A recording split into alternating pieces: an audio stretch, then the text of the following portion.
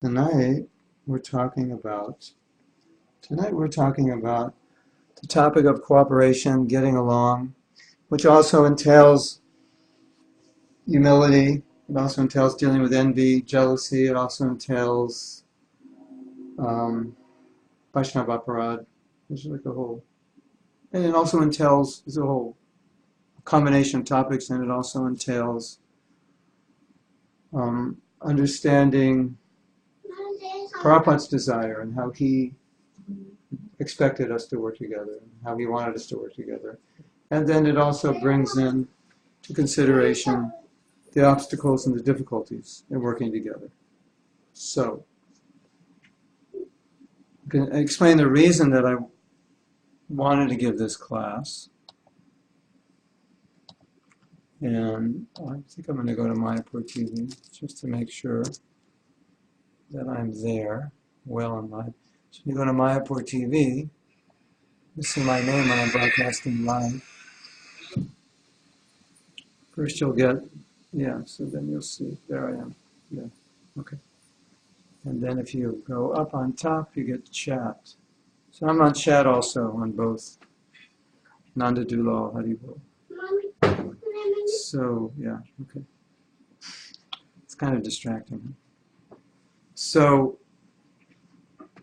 in my travels around ISKCON, it's quite common that there are relationship problems amongst individuals one-on-one and amongst groups. It's not isolated. It's pretty normal. And in the last year, or last 2 years, in seeing this situation, I started thinking that there's two things going on. One is our spiritual advancement, and one is our own nature in terms of how we deal with other people, just who we are. You know, some of us get along better than others. Some are more independent. Some only work well when they're in charge. Some work very well with authority. Some don't work well at all with authority. You know, this is just the nature we have for whatever reason. When we come to ISKCON, we bring that nature with us. So it's a little complicated because sometimes you can make advancement. You're becoming more Krishna conscious, but on the other side, you still have that nature. And you may not be very Krishna conscious, but you have a nature where you are quite cooperative, where you accept authority easily. And it seems out of balance. You know, say, well, if you're more advanced, then you would be, say, easier to get along with, more cooperative, and you might find somebody younger who's more cooperative and somebody more advanced who's less cooperative. These are just realities.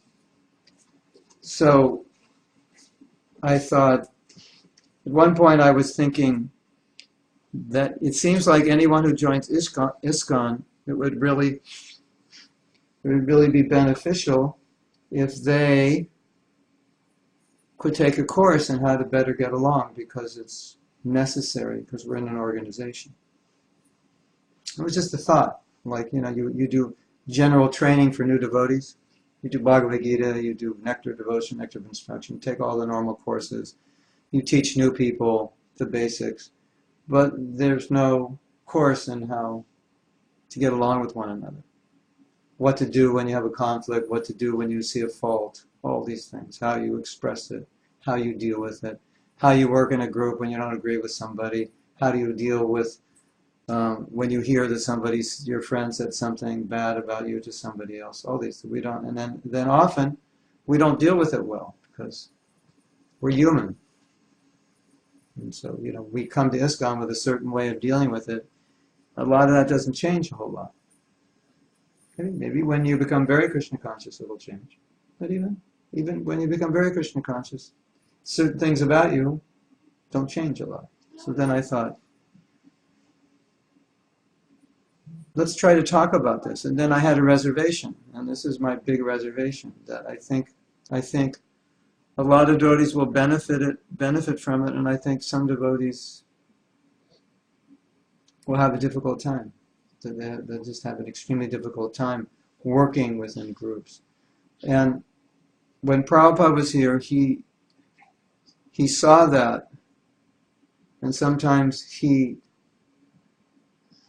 let people work on their own because work on their own meaning they'd have to take charge of something because he saw they couldn't work with anybody.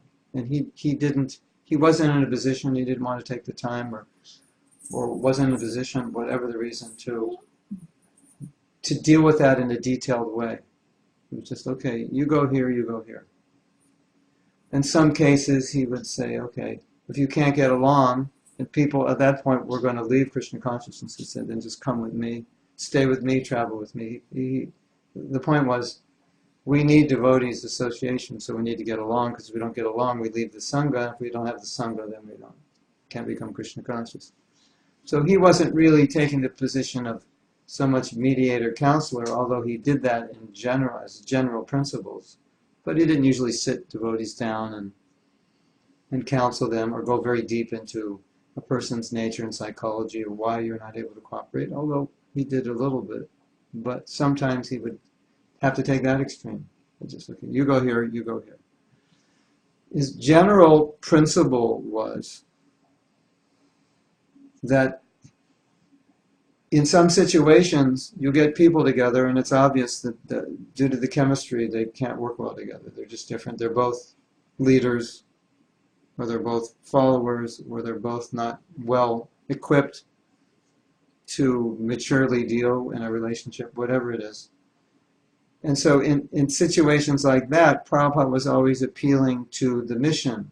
Okay, we have a mission to help people. If we don't work together, can't help people. So it was kind of appealing to the, how should you say, not necessarily the principle of compromise, but the principle of do what you have to do to get the mission accomplished. Let's say there's 7 of us here.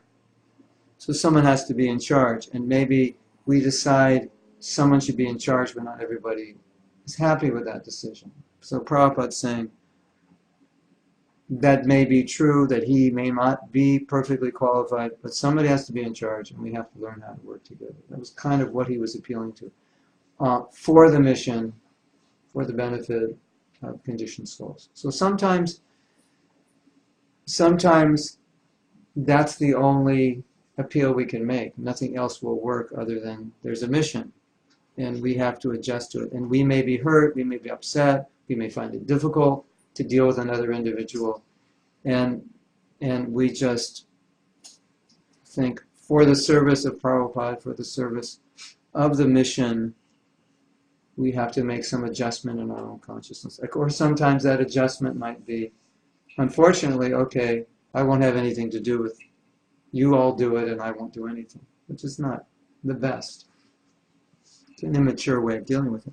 Sometimes that happens, but the basic principle that Prabhupada taught us was there are conditioned souls that need to be helped. If we don't work well together, it will inhibit, it will impede what we can give them, it will impede the success of the mission. So somehow or other, figure out how you can work together, how you can adjust things. And then within that, he requested us to be exemplary ourselves rather than to be focused on what we might see as bad examples or wrong behavior, but to be more introspective about ourselves, to be more tolerant. All the Vaishnava qualities, he would emphasize those. But those, of course, are more difficult, right? It's easier sometimes on a practical level just to make adjustments. Okay, you do this and I'll do that. And we don't have to see one another. Everybody's happy. Of course, that's not the highest platform. Right? The highest platform is becoming free from envy, becoming tolerant, and so forth. So he would deal on both these levels. So after reading everything Prabhupada had written in his letters about cooperation and how he was appealing, and the way he was appealing to devotees to cooperate, and then reflecting on the reality of how difficult it is to cooperate, there's this little thought in the back of my mind: how well can we actually do this? I mean, is it just Kali Yuga is so deeply ingrained within all of our blood that there's like a certain level where it's just beyond that level we can't work well together. It's just like, so that thought was there. I'm not saying that's true, but I see it a lot. You know, just, where's he? Oh, we don't work together. Where is he? I don't want to talk about him. Or this, you know. And then this can go all the way up even to one's guru, even to God. You find people have left ISKCON because of disputes or difficulties with their guru, or finding another guru who they felt was genuine. So this is human nature. This is what we're dealing with. This is real life human nature. But as I'm saying, Prabhupada wanted us to transcend it in some sense. And when I say transcendence, I transcend it, I don't mean that Prabhupada always wanted us to transcend it because of our Krishna consciousness. In that sense, transcend it. But transcend it out of practical necessity, like a sadhana, a practice. Because it's one thing to say become humble, right? It's another thing to say practice humility. Practice we can do.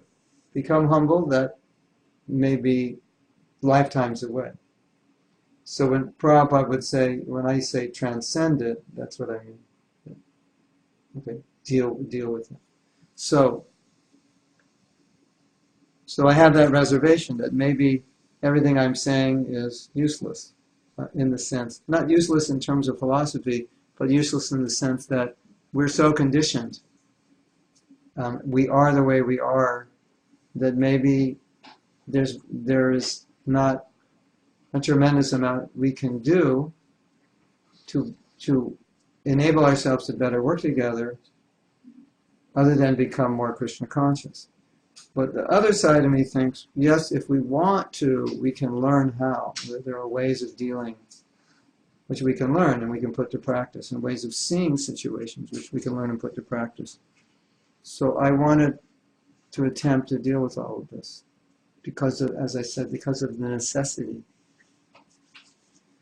It also has another necessity, and that necessity is our own spiritual advancement. If we have bad relationships, if we're critical of other devotees, it affects our own spiritual lives.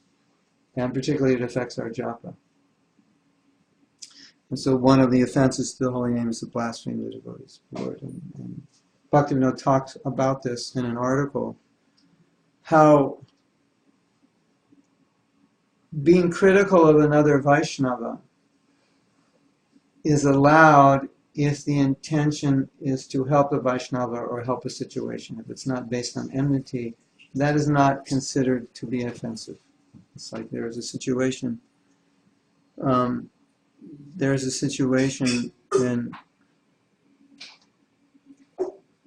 people are being disturbed by the behavior of a devotee.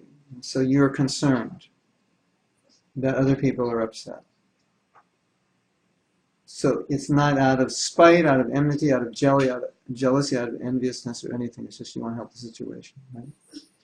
Or you see that this person is hurting themselves and you're concerned about their own welfare. So your intentions are good. Or you're pointing out that this person is not acting properly as a Vaishnava, and you're pointing it out to educate, as Prabhupada would sometimes do. He would point out these are the behaviors of different sampradayas who are not bona fide. These are the behaviors of people who are apparently acting as Vaishnavas, but they're not really Vaishnavas. So he'd point out, or this is behavior of Vaishnava. He is a Vaishnava, but this behavior is wrong. So he'd point it out. And so he wasn't pointing out because he was envious, but he was pointing out to educate his disciples that this is not proper behavior. So he would have to do that a lot with us and with people outside of ISKCON who were in some way compromising the Siddhanta of Krishna consciousness, and therefore setting an example that would deviate others, and he would criticize. So he said, Bhaktivinoda Thakur said, in those situations, then that's not considered criticism. And that can be done, and that must be done. And that will not have an adverse effect on your own bhakti. And particularly, he was talking about it affecting the chanting of the holy name. But he said, beyond that, then it becomes detrimental. So that's another aspect of the importance of cooperation, is that it hurts ourselves. One other aspect, which I think I alluded to, is the fact that when we get along better, we become more energized, become happier, we become more inspired. And obviously, when you don't get along, it's very uninspiring. And sometimes when people don't get along together, it becomes so discouraging, they leave the Sangha of devotees. They're just like, I don't want to be with these devotees, I don't like them, look what they do. Look, this one did this, and no one's speaking against them, I don't want to be part of this organization, something like that. So you can see in all ways how it's detrimental, right? Now, as a theology, a philosophy, we understand, according to our teachings, that one who's actually a devotee does not criticize other devotees. It's criticism of another devotee, as we're discussing here, not based on wanting to help a situation, but just based on just pure criticism, is actually categorized under the behavior of non-devotees, non-Vaishnavas. So technically speaking, a Vaishnava doesn't, one who's actually a Vaishnava doesn't do it. It's like outside the parameter of Vaishnava etiquette, Vaishnava principles, Vaishnava practices. That's strictly speaking. Of course, we do it sometimes because that's our nature. So we do it because we're trying to become Vaishnavas. But technically speaking, it's non-Vaishnava behavior. It's conditioned material behavior. And this is why we do it. And we often do it, as we know, because of envy or jealousy, or we want to put ourselves above another person. And so it really becomes the foundation of bad relationships, where we become too critical of others, and we become too proud of our own intelligence, which is why we're critical, isn't it? If you think about it, that I can judge another person because I'm in a position, a superior position now, or I have superior intelligence, or in practical dealings, we become proud of our understanding, and we think, well, I understand things better than others, which is why I don't want to cooperate with them. And so then we're dealing with this whole area. We have to bring in the whole area of how pride affects cooperation. And it's interesting, in one letter, Prabhupada was getting letters that were dealing with this issue, and devotees weren't cooperating. It was very common. It was very common that he'd get such letters. It wasn't isolated. It was pretty regular. That one person could not cooperate with another, or one person was complaining about a temple president or a GBC or a sannyasi. Complaints usually would go from the lower to the higher, more than the higher to the lower. Because the higher could usually just complain directly to the lower, because that was his position. The lower couldn't usually complain to the higher, so often it would go to Prabhupada. So in one letter, Prabhupada said, the reason you all can't cooperate is that you want to be God. He just laid it out. In other words, you want to be controlled. You all want to control.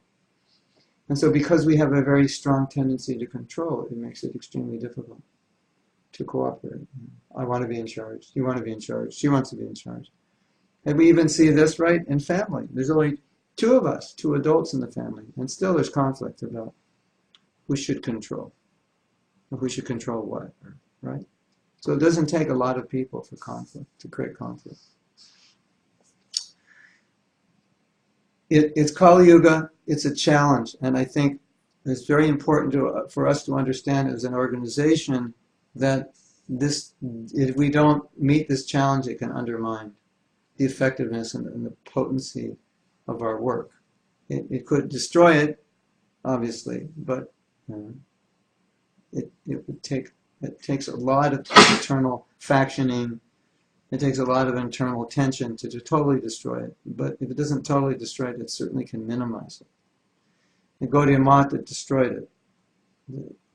They factioned off. And in Prabhupada's work, he had come from an organization that had been fractured, and he very much did everything he could to keep ISKCON together.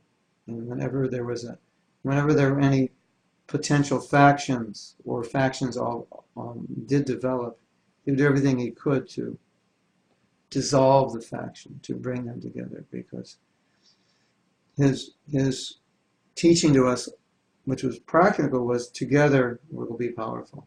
As we divide up, we'll lose power.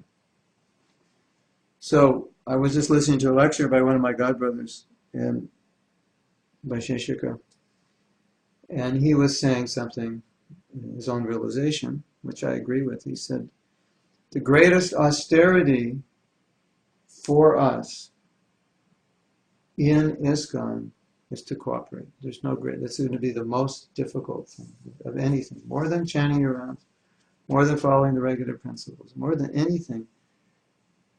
This austerity is the greatest, because of the difficulties we have in getting along with people. And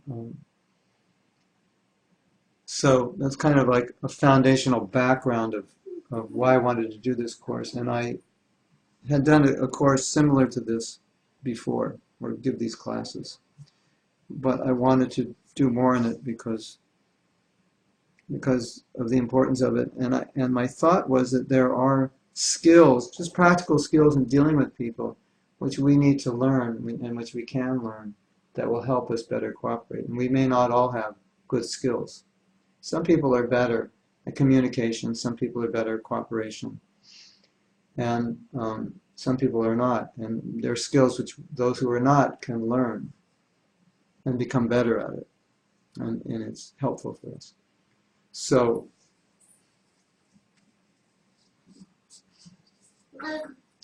there's two positions. I think there's three positions that we're going to be in working with other people and within an organization. And that's either we're going to be a leader, dealing with people under us. We're going to be in groups, dealing with peers, or more or less peers, where there's no real leader. It's just a group of us coming together and making decisions. Or we're going to be in the lower position, dealing with people above us. And there's a different way of dealing in each position. And so I thought it would be good to isolate these positions. And of course, most of us have the bottom two, and more the bottom. At least if you live in a temple, you get more of the first one, that you're working with somebody. There's a temple president, or somebody, a GBC, or a guru, or something. You're working with some authority structure. And so unless you have, you're working with, even if you have a team of peers, you're still working with somebody. So I thought maybe we could start with that and just deal with the difficulties that we sometimes have dealing with authority. Number one difficulty, for some, not for everybody, is just we have issue with authority. We may come with that. And most people who have issues with authority have it because of past experience, maybe with a teacher or a parent or some authority who did something, who treated you in a way that made it difficult for you, to a point that you in some way now distrust or have problems with authority. It's probably a little more common in America than in India, because America has less of authoritarian structure, whereas India, the culture teaches you to respect elders, seniors, and so on. But that still doesn't mean they may not have mistreated you, and it still doesn't mean, therefore, you may have issues because of being mistreated. But when we were young and we became devotees, those of us who became devotees, most of us, perhaps all of us, were removing ourselves from mainstream society. And part of doing that was the rejection of authority, because we saw authority was wrong. Our teachers didn't have truth. Our parents didn't have truth. people who were supposed to be examples for us. We didn't appreciate their examples anymore. We were turning away from authority. We didn't believe in it. And so we came to ISKCON, and Prabhupada created a structure in which there was authority. There was TBC temple presidents, temple commanders, Sankirtan leaders, head pujaris. You know, everywhere you worked, there was authority structures. And he was very, I don't know if the word is strong, but for lack of a better word, he emphasized authority structure as a practical principle for getting anything done. There has to, he would say, there has to be some authority. Even if you don't like this authority, even if you find it difficult to work with them, somebody has to do it. So he really emphasized it. Now and I want to tell you a story, which I don't know if you know, and it will illustrate this point and when not to follow authority, because that's also important. Because if you have an authority and they're misguiding you, that would be wrong to follow them in the name of, well, we should cooperate. So, the first point I'm making is that Prabhupada did want us to cooperate, and he emphasized following authority. And the people he put as authorities were not senior devotees, they were not mature people, they were young devotees. But still he emphasized following them. You know, we're talking about myself, for example. At temple president, I was only 20 years old. So you imagine you're living in a temple, and the temple president is 20 years old, and he's been a devotee 8 months, and you have to follow him. That's not easy, right? But he's the temple president, you have to follow. How to deal with that. So these were the kind of, this was what was going on. These were the people Prabhupada was telling to follow. Then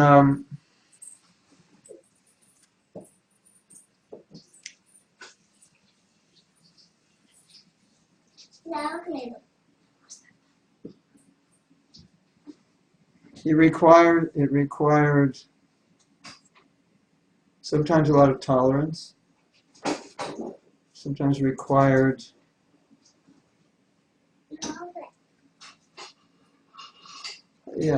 like I was saying earlier, like that mission, we have to do this. It took a lot from everybody. But one of the things that I saw that was important, and it is important now, is that in the early days of ISKCON, temples were small, and most people lived in the temple. So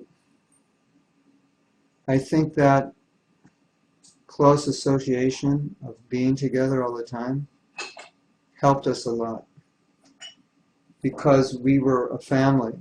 We were very close with people. So when you're really, really close, when you're, let's say, in the very early days of the movement, if you had 20 people in the temple, 19 people would be doing the same thing, have the same schedule. You do the morning program, take prasadam together, clean the temple, go out on Harinam, Sankirtan. Come back, have class in the evening, take milk together. It was like we basically did the same thing. So in doing that, in general, it made it a little easier to get along, even if we had problems, because there was more than just he's an authority, I'm a devotee in the temple. There was more to the relationship. So it made it easier for both the leader and the devotee, because there was a relationship there. And so what often happens when problems are created between individuals, that the relationship breaks down and is replaced by a structure. I'm in charge, you do what I say. And that becomes the relationship. And then that's not really Krishna conscious. We become preoccupied with a structure. Okay, I'm in charge, you follow. That's your duty to follow. And the relationship becomes minimized. And then it becomes more important now that you accomplish something. then the relationship takes a back seat, or maybe the relationship no longer exist well because I want you to accomplish something, and then you, as an individual, feel exploited or used, right? I don't know how much experience you have of this. This is like, as the organization gets bigger and you do more, these things happen. But as a general principle, relationships we should develop relationships where we're working together more closely, because that eliminates other problems that may come up. So if you, for example, are working with somebody, but you have a very good relationship on just a friendship level, on the level of devotees, of Sangha, aside from the managerial thing, that becomes very important, because when you don't like what the person is doing there, you still like them as a person. And so that relationship as a person makes dealing with that less problematic. So you won't say, well, I have nothing to do with you. Just say, I don't agree with that, but I'll help you anyway. Or I won't work with you, but I still like you. And we're still friends. Something like that. So that's an important aspect. If we miss that, then we have trouble. We have a lot of trouble. And then relationships become official. And then, anyway, so if we're looking at it from the point of view on the lower level, then you want to see how you can create personal relationships with anyone who's in charge. And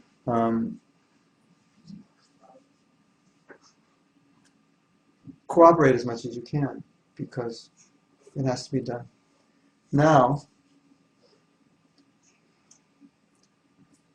what do you do when you see a fault in leadership? How do you deal with that? You see somebody who's senior or someone who's in charge or is making a mistake, how do you deal with that? So I'll tell you a story, how Prabhupada had to deal with it. It's kind of interesting.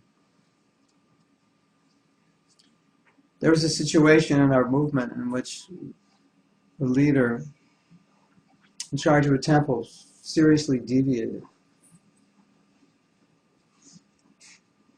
I mean, really deviated. Like, to the point of, I don't even want to tell you what he did. You wouldn't believe what he did, even if I told you. And you might faint if I told you. So, it was very bad. It was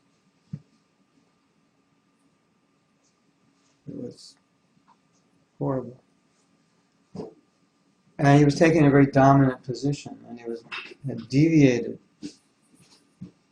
Extreme deviation, but trying to to justify and maintain his position. And like a very powerful person. You know, when powerful people want to maintain their position, they'll make you feel guilty for not agreeing with their position. They'll make you feel guilty or intimidate you if you oppose it. So Dada devotees were having a dilemma. In that, well, we should cooperate with our authorities, but this is not Krishna conscious. So what do we do? Do we just not cooperate? And so it came to Prabhupada's attention, because some devotees did not cooperate. They just backed out. And some devotees did. And Prabhupada said something interesting. Because they asked, should we cooperate, or was it right that we cooperated, or was it right we didn't cooperate? Because if we don't cooperate, then the person can't manage anything. And then you can oppose him, and then you can rectify. The other side is, if you do cooperate, the temple goes on. So there's a dilemma. What do you do? Because if nobody cooperates, how will the temple go on? So they asked that Prabhupada. And Prabhupada said, the people that cooperated, it was good, because the temple had to continue. So they maintained the temple. And he said, but the senior people, at least the senior people, should have spoken out against it and corrected it. That was their duty. So both were correct. Cooperating. So it's like, then there is a situation, similar situation, in which not similar, but a situation in which devotees having a really difficult time with one temple president for, I don't know the details. And Prabhupada said that he would come to that temple later and rectify it. And he said, but in the meantime, just cooperate with him. Even though he's doing things which may not be the best. So it's the same idea. Cooperate to keep it together. And then when I come, I'll deal with it. Right. So you have to know when to do what. Now, what I want to address, and I think is really where the core of the problem hits, is that we all are individuals. We have different ways in which we deal with problems. And as I said, some people deal with problems just by giving up, becoming discouraged, speaking ill about the person they have the problem with.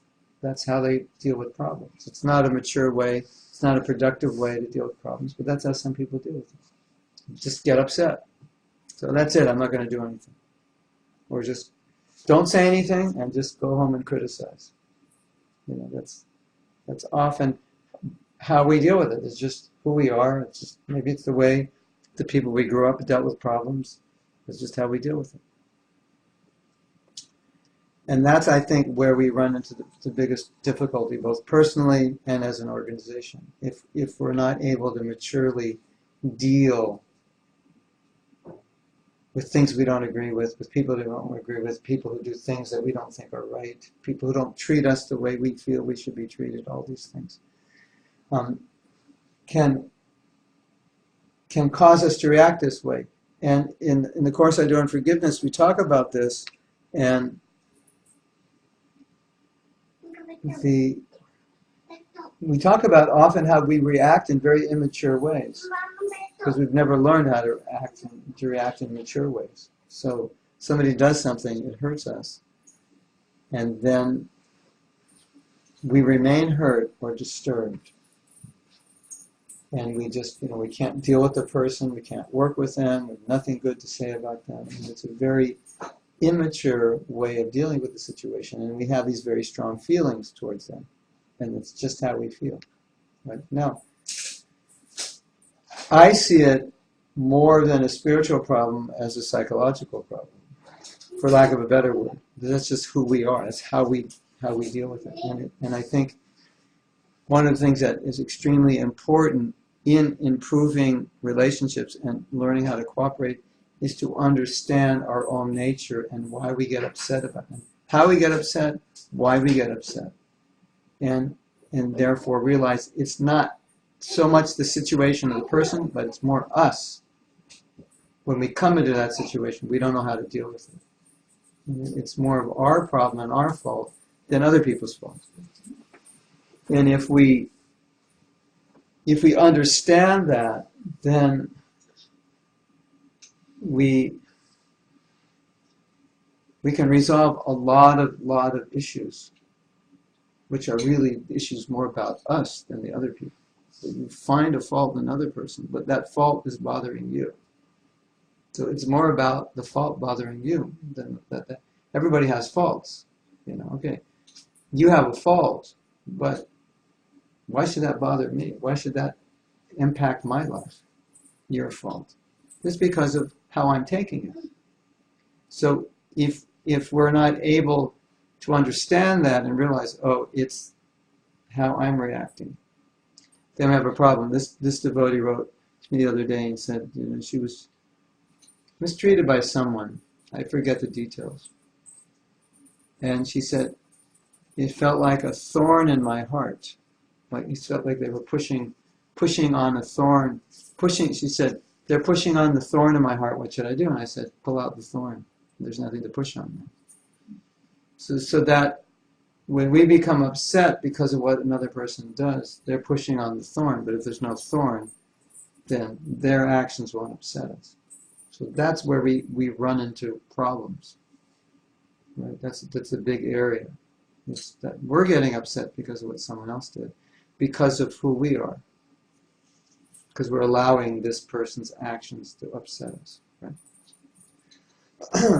Then the next stage from that, what happens, and you've probably seen this in your life, and this is all, I think, not just within organizations, but within any two people, or two or three, or small groups, or couples, married couples, or whatever, that you'll find this to be a problem. When we don't recognize how this person is activating something within us, then the next stage is we blame them.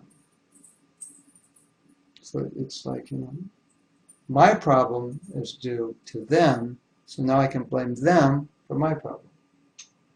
That's the next stage. It's like a gradual evolution. You do something and it upsets me, but it's really my problem, not yours, but I'm allowing what you did to upset me. Then my thinking is, well, you're the one upsetting me, so now I blame you for my problem. So why aren't you, Prabhu, why aren't you helping on this project? Well, it's because of them. It's not really because of them, it's really because you don't know how to work with them, or you're allowing whatever they're doing to upset you. And sometimes they're not even doing anything except being smart and successful, and that upsets you.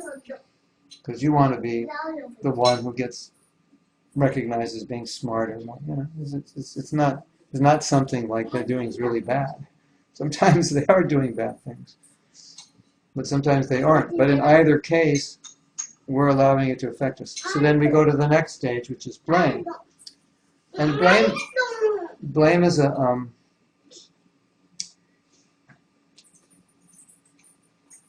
generally, when you're blaming, what's happening, you should understand this, it's like when you find yourself blaming, at that point it means you're really hurt by what someone else has done, and you don't know how to deal with it.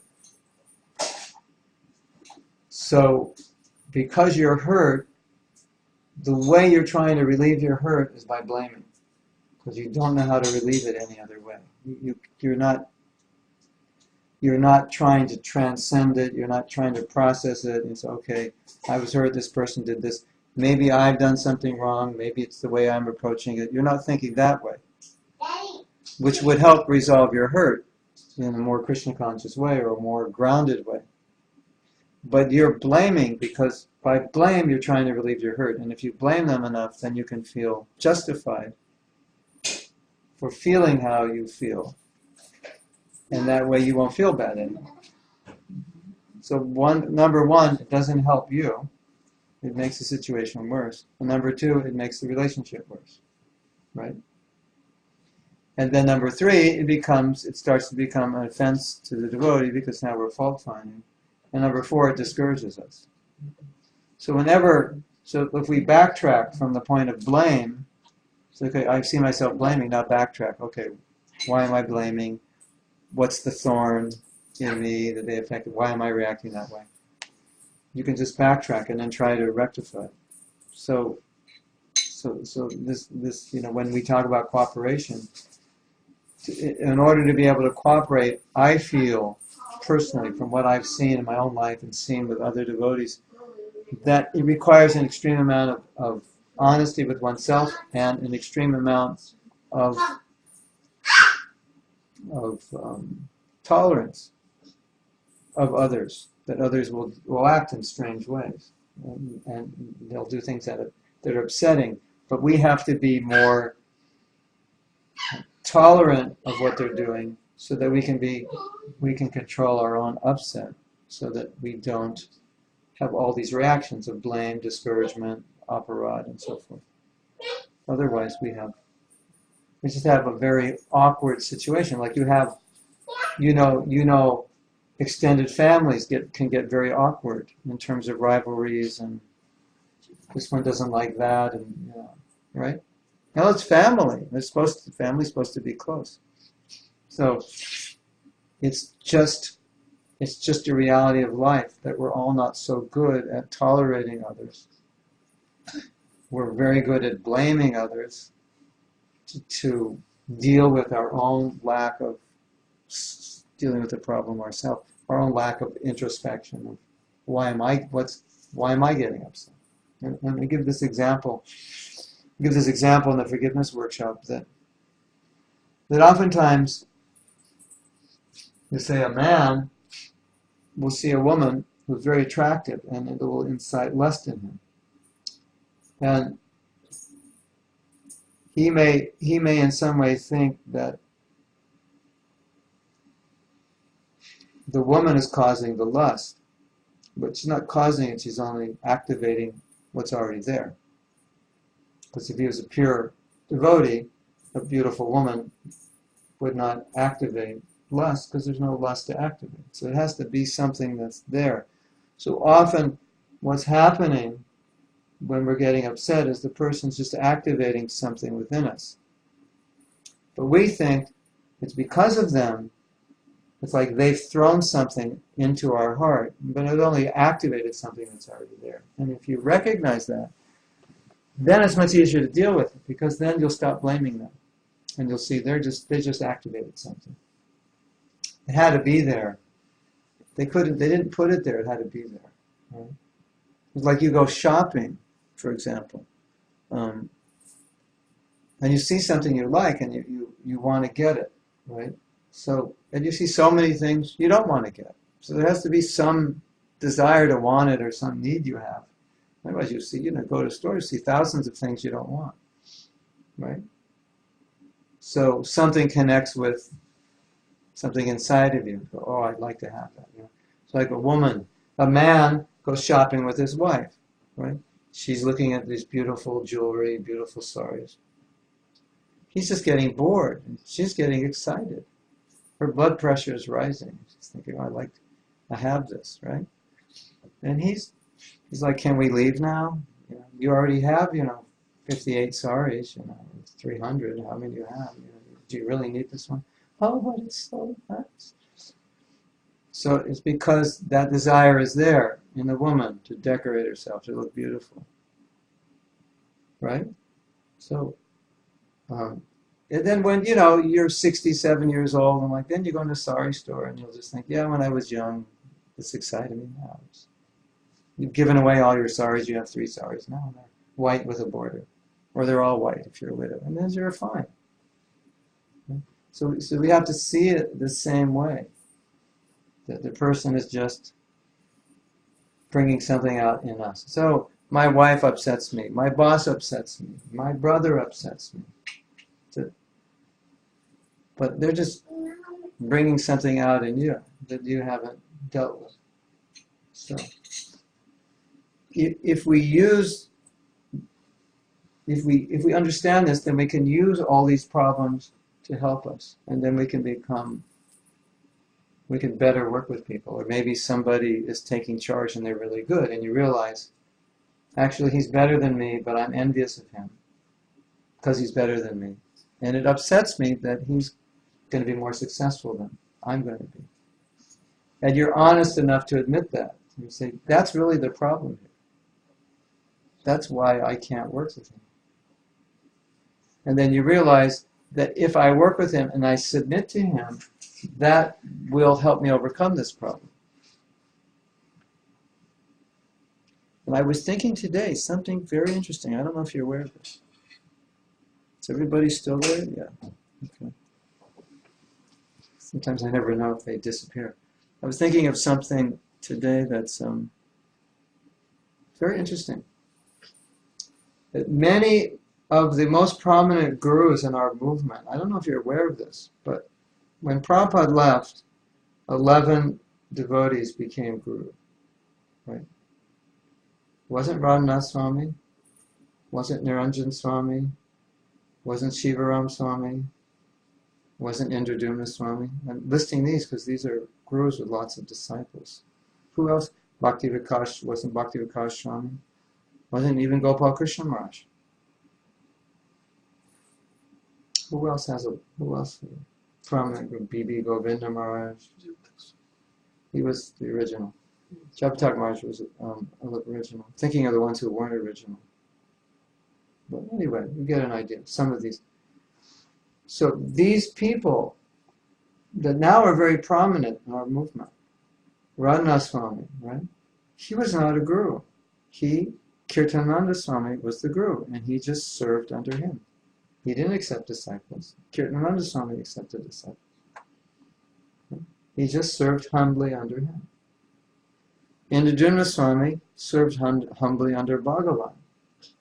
Bhagavan was the guru, and Indradumna Swami was not the guru.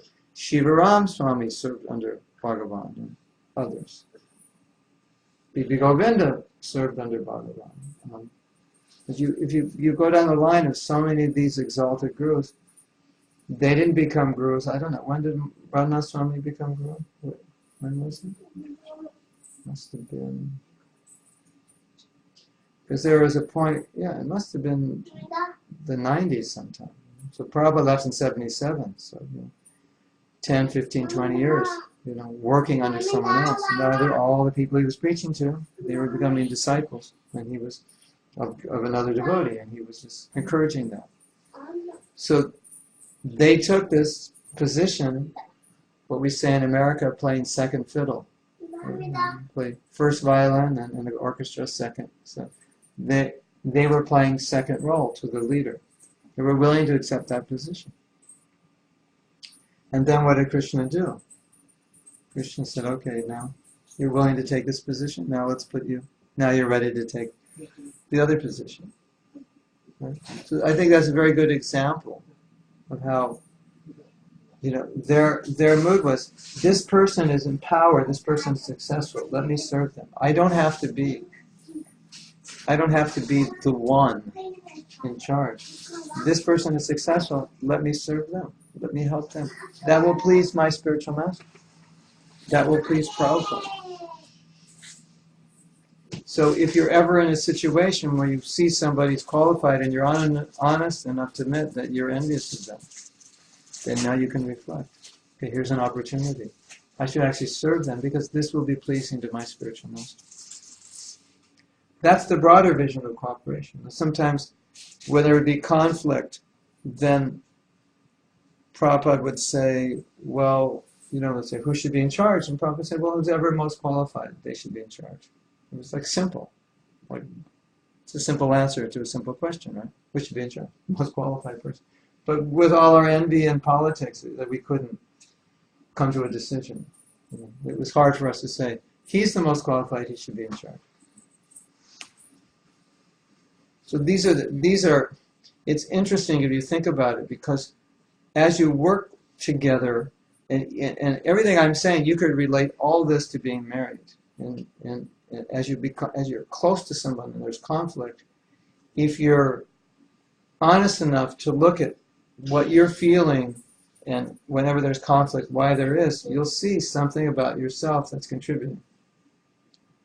Because there's a saying, wherever there's an argument, you were there. Wherever there was an argument, you were in it. You were part of it. Right? And it couldn't have happened unless you participated.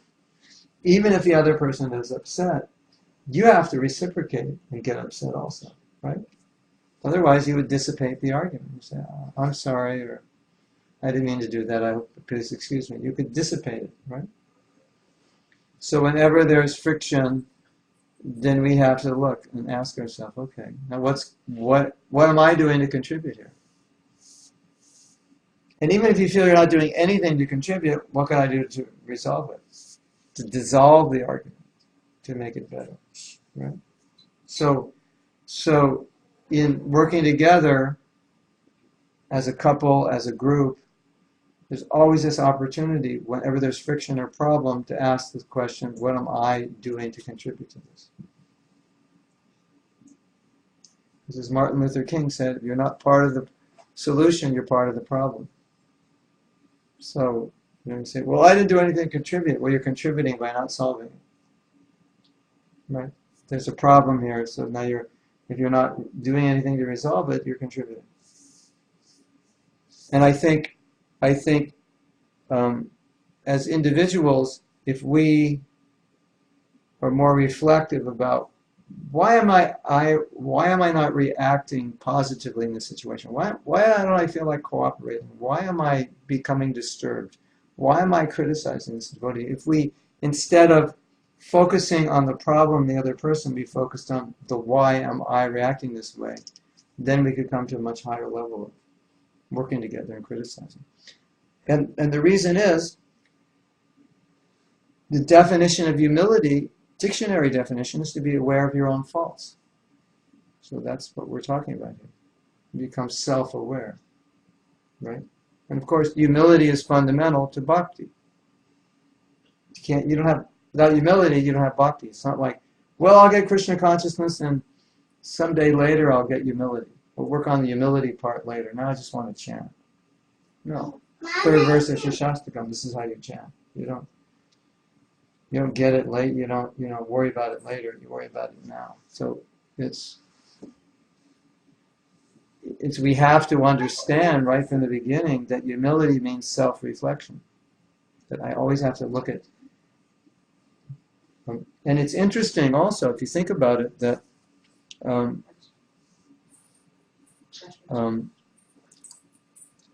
it's interesting if you think about it, that oftentimes we'll be in a situation where we're not happy with someone, we become upset, we're not tolerant, we start blaming, we become jealous or envious, and we don't reflect on what's going on in our own consciousness.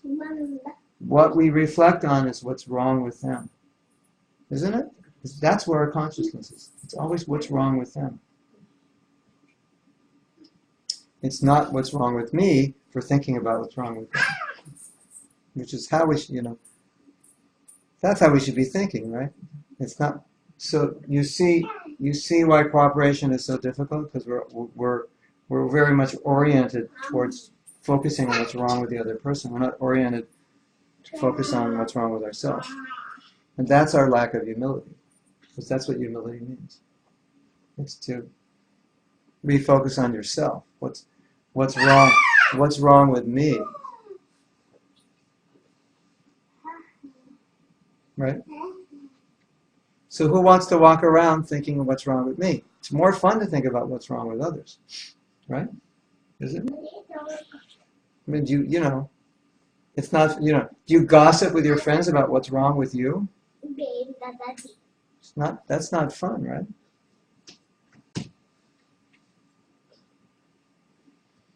So that's the problem, right?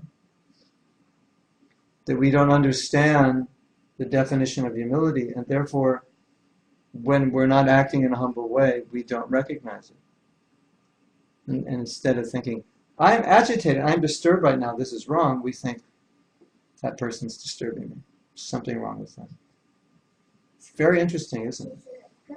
Think about it. It's a very, very interesting way of thinking. That's our conditioning. And this is one of the fundamental areas we need to work in cooperation. And I think many of us miss this, and it makes it really difficult to cooperate. And we just say, I can't work with that person. He's a jerk. He's an idiot. I don't like him, whatever. And we don't think, wait a minute. Why can't I cooperate? Is there anything I can do? Is there some deficiency in me that's making it difficult for me to cooperate? Right? So now you take this down to the level of husband and wife. It's the same thing. I was reading this article. I don't know who wrote it. Maybe a devotee, maybe it's on the Grihastha Vision Team site, but they were saying how whenever you say, I wish my wife or I wish my husband were like this, just replace your name. And say, just be the way you want them to be. So that's how you should be thinking. He said, and I think the article was saying because often when you're looking at how you want another person to be, it's because you're lacking that in your own self. You kind of want the other person to make up for your own lack. So rather than depend on the other person to be the way you would like them to be, just be that way yourself, because probably you're not enough that way yourself, which is why you want them to be that way. Right?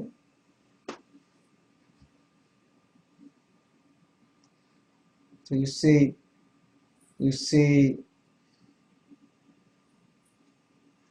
Okay, then we run into another problem. It relates to the control issue. And then it also relates to pride, and that I have an idea which I am attached to, I believe is correct. I believe others' ideas are not correct. And how we function within a group or with other people when we believe we're right and they're not. You ever been in a situation like that? Yeah, every day, right? You know, we're in situations, and that's one of the most difficult situations to deal with. And often the funny thing is that when we think other people are wrong or doing things wrong, often we actually do the same thing and we don't know it. We may do it in a different context, maybe not with them. It's very funny. I was thinking about this today. I don't know if you're aware, but a lot of, as we were saying, a lot of devotees, they can't work with anybody, so they have to be in charge because they can't work with anybody. And you take it to the extreme, some of those devotees leave ISKCON because they can't work with anybody. They're too independent, they have their own ideas. They just can't cooperate with anybody. It's, for whatever reason, good or bad. But when they start their own group or organization, they expect everyone to cooperate with them. Right? Isn't it? So it's very interesting, I'm right, this is my idea. But you were the one who broke off because you couldn't work with anybody, and now you're telling everybody to work with you. So it seems to be a paradox. Because now you're preaching exactly what you didn't do. So you can't avoid it. It's impossible to avoid, right?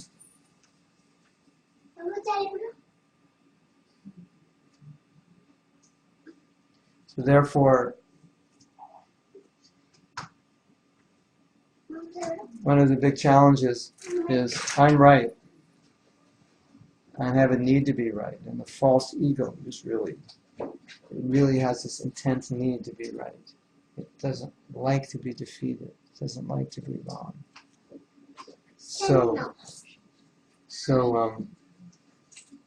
this is another thing we need to work on. But anyway, it's 9 o'clock, so we'll talk about the need to be right later. So does anyone have any questions? Oh yeah, we have questions. So here's a question. Om Shanti Shanti Shanti. You know that prayer? Who knows the prayer? Sahanam Bhunaktu. You know that prayer? Om Sahanam Bhunaktu. So how does it start? Sahana Bhavatu Sahana Bhunaktu Paravahara Tejasvina Astu Bhavahari. So here's a question. That means,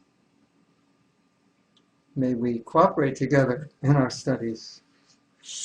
Can we cooperatively find fault in another person? Just kidding.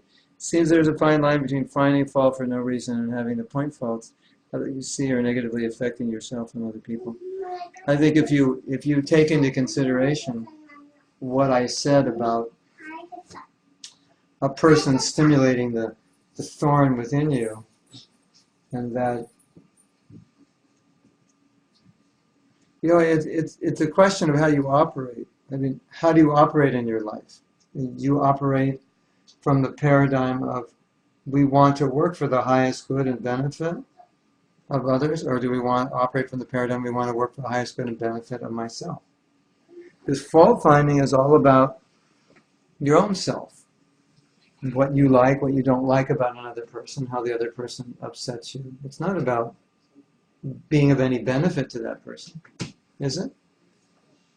And oftentimes it's about bringing the person down. So it's about you, how you feel, and putting yourself in a better position. So if your paradigm is that my position is to serve my spiritual master, to serve the mission of ISKCON, to serve the other Vaishnavas, and then for everything you approach in your life comes from that consciousness, then naturally if there's any fault finding going on, it's only going on for that reason. But if you don't live in that consciousness, then you'll fault find for so many reasons. Or if you don't live in that consciousness, you may be fault finding to help a situation, but it might be tinged with that other consciousness. It's not pure. It's not pure, unadulterated fault finding based on a motive just to help the situation. But even the point is, fault finding is a misnomer because that's not fault finding. That's service. Just like Prabhupada would chastise people. That's service. That's not fault finding. You could call it fault finding, but that was service. That was necessary service. So because the consciousness, Srila Prabhupada's consciousness was only compassion, was only to help. So when he so-called was doing fault finding, that wasn't fault finding, that was service, to help that person. Sometimes Prabhupada chastised just someone who would come to see him very severely. Told them they were rascals and nonsense because of the things they said. It was for their benefit.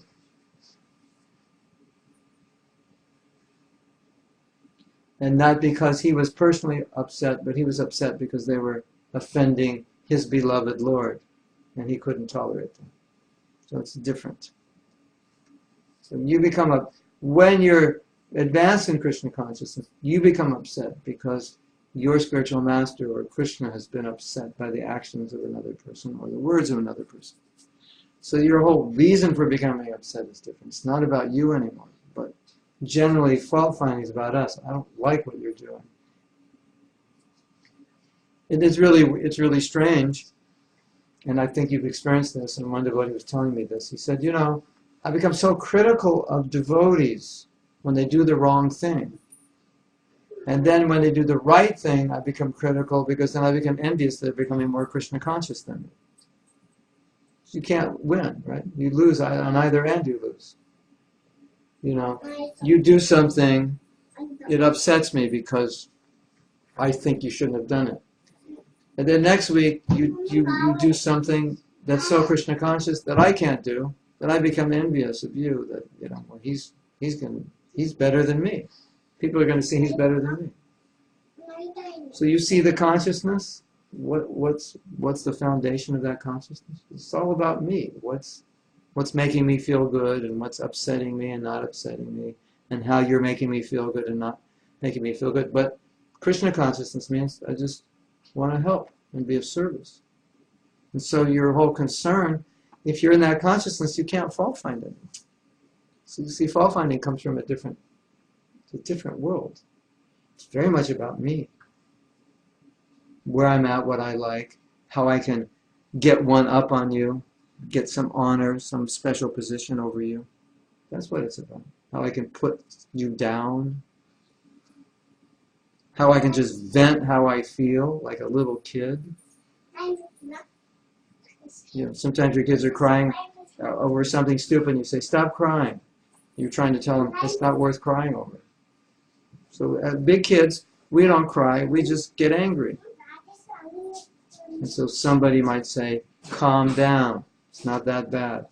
It's just like telling the kids, "Stop crying." It's not mature, is it? So this is what we're dealing with. It's like the problem is. It's interesting you bring up this question. The problem is, a lot of times we're trying to solve a problem, but we're not changing our consciousness. We're just trying to solve. You hear a class, and the class says, "You should not find fault with devotees," and it's explained so well. You understand it. That this is going to destroy my bhakti. This is not Vaishnava.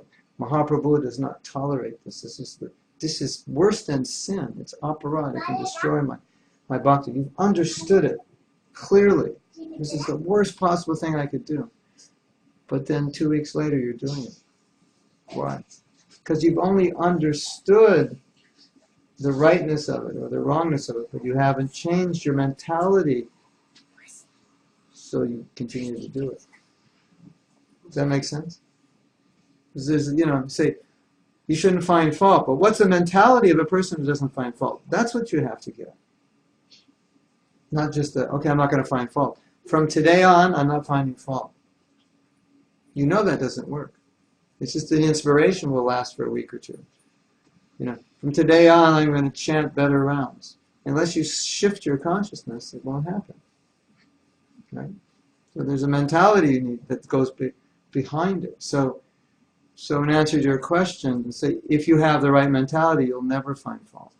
And if you don't have the right mentality, you'll end up finding fault even when you intend not to. Or you may. It'll be quite easy. Right? You want to go in with a good intention, but deep down you don't have entirely good intentions, it can come out. Right? So there's a natural tendency in us to want to pull down people who succeed, who are more on our equal level. And to criticize people who don't live up to our expectations. The other part of that, everything we're talking about tonight is that mentality. And part of that mentality we're talking about is introspection. Change yourself. Focus on changing yourself. That's the mentality. I'm always conscious of myself, what I need to do to improve. And then I'm aware, if I start becoming conscious of another person's fault, I'm immediately aware this is not going to help me at all.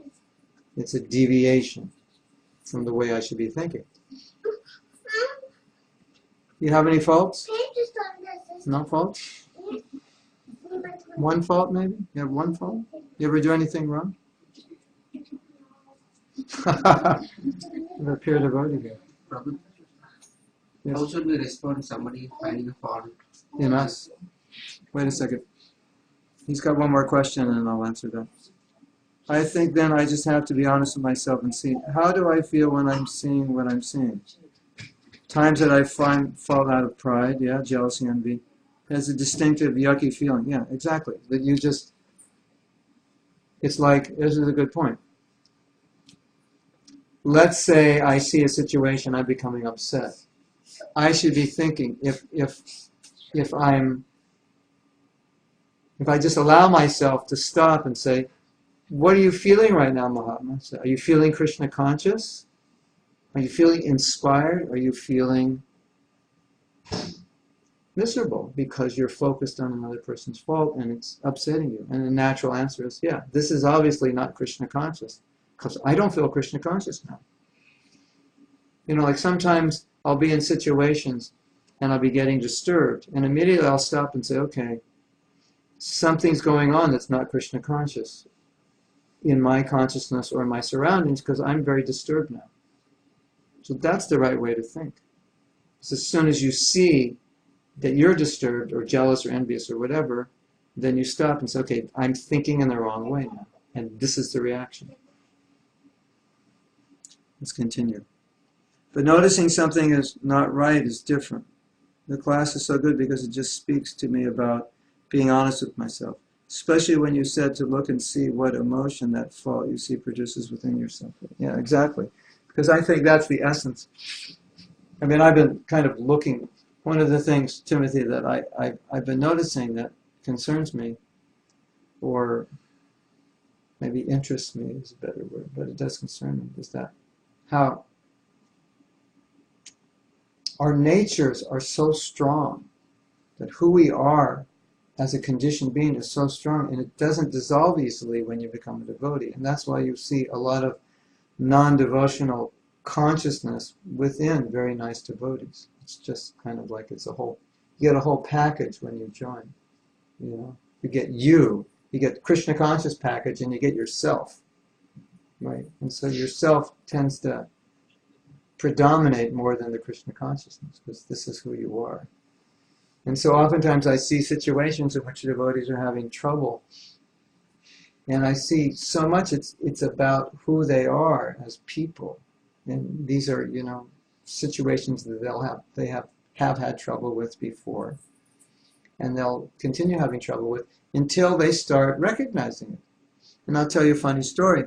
I was in a situation and there was a conflict, and I was getting upset, and the leader was getting upset, and he called me into his office, and he was exasperated with me. And he just, he wasn't yelling, but he was the verge of yelling, and he was saying, "You don't listen to anybody."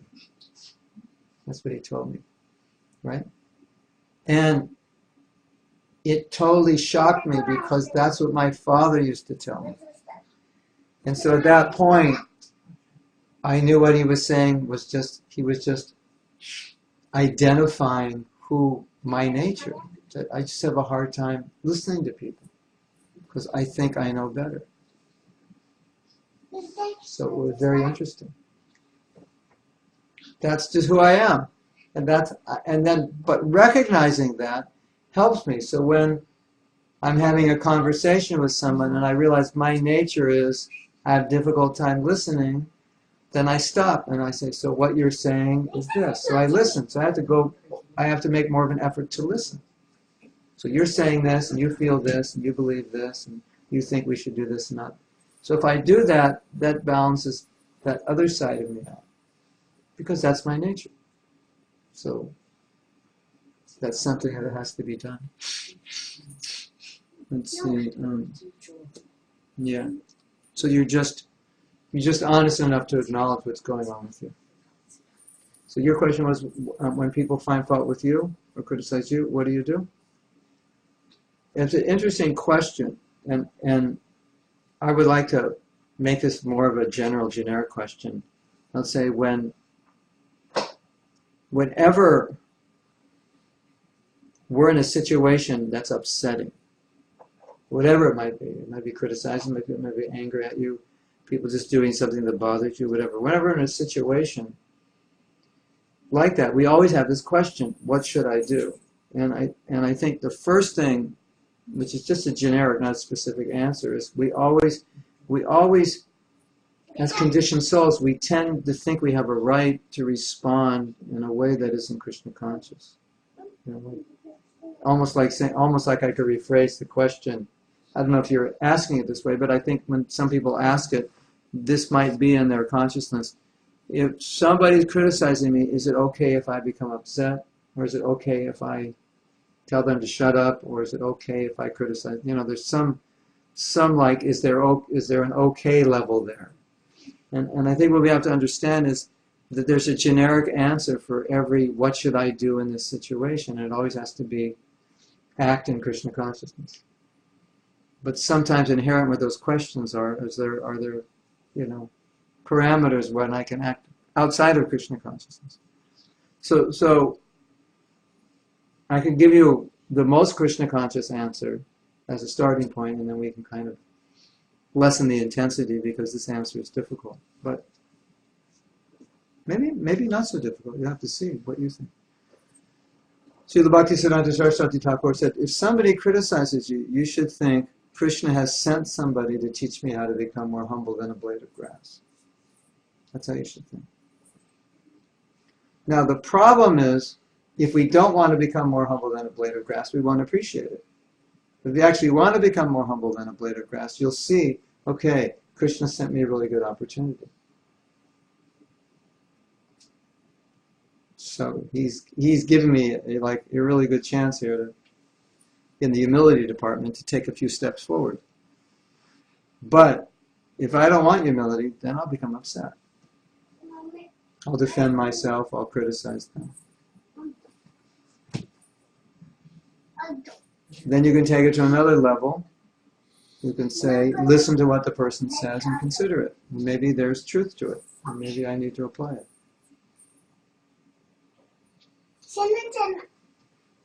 And if you can't do the first two, then just tolerate it. But beyond that, it's going to be something material. Or you can talk about it. Say, well, okay, let's talk about it. Now, we have our false egos are sensitive. So when you have a sensitive sore, you just touch it. So sometimes our egos are so sensitive, people don't have to say much to hurt our egos. And then we become upset right away. So when someone criticizes you, you kind of have to stand back and say, okay, how do I feel right now? What's going on? And then see, well, why am I reacting this way? How, is it just my false ego can't deal with this? And if you realize it's your false ego and say, well, I'm trying to become Krishna conscious, so should I give in to my false ego, or should I see this as an opportunity to purify myself? So then you can take all the negative in a positive way, because really, the material world, everything in this world will make you Krishna conscious. It's just we don't allow it. That's the problem. Okay? There's so many miseries in this world. We kind of overlook them. It's like, well, I'm going, this is a bad week, but I'm going to Disneyland next week, so we're going to have great fun. We're always trying to overlook the misery, but if you actually allow yourself to say, actually, this was a really bad week. This material world is really bad. I don't like it here. I don't want to stay here. It'll purify you, right? So the person criticizes you and say, you say, what they're saying is right. I am puffed up, or I am full of, I am like this or that. And so it'll help you. If you allow it to help you. Anyway, Carolina says, how can you deal with a person that gets upset because you did something, but you did it to be able to accomplish something and with the best intention, but that person cannot see the benefit of what you did and thinks you wanted to be offensive? You clarify with that person, still he thinks you wanted to offend and did wrong. Knowing that we cannot change people's reaction, but if you want to conciliate. Interesting question. You understand the question? Should I explain? You're doing what you have to do, and another person thinks it's wrong, doesn't appreciate it.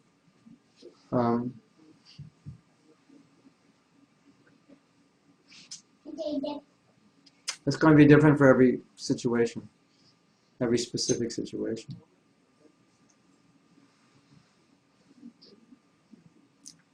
Sometimes all you can do is be true to yourself and do what you have to do. And if others don't appreciate it, maybe they'll come to appreciate it later.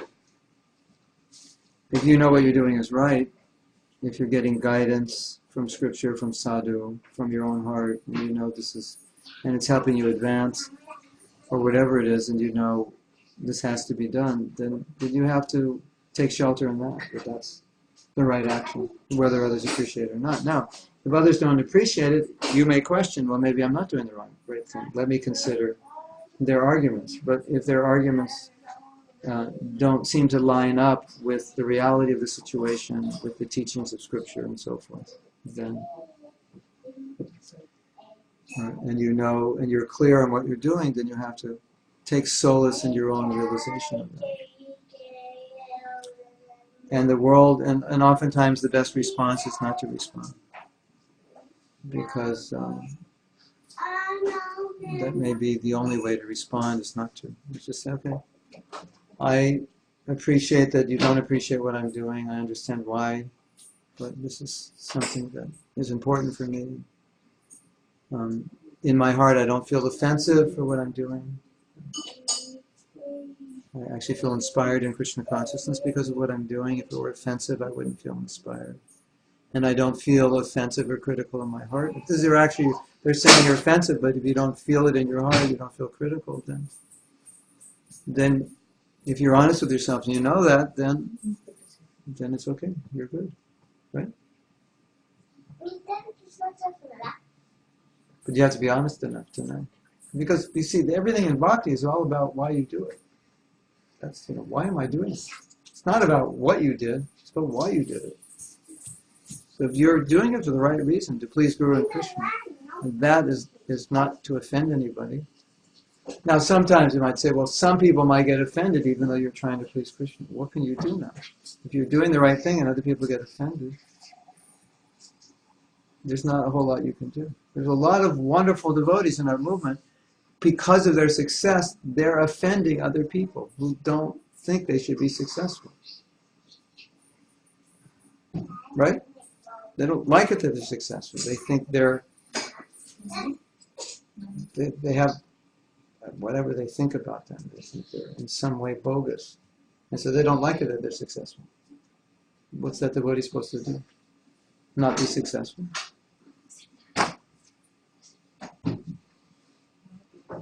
Anyway, details will differ with each situation.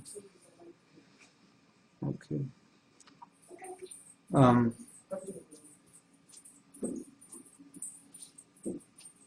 Not saying that you shouldn't try to please other devotees and consider what they say, but in some situations, it sounds like what you're saying is that they are not understanding and what you're doing is proper, and so there's not a reconciliation on that level other than just understanding their concerns and saying, just please trust my decision. And this is what I need to do, and I understand your concerns, like that.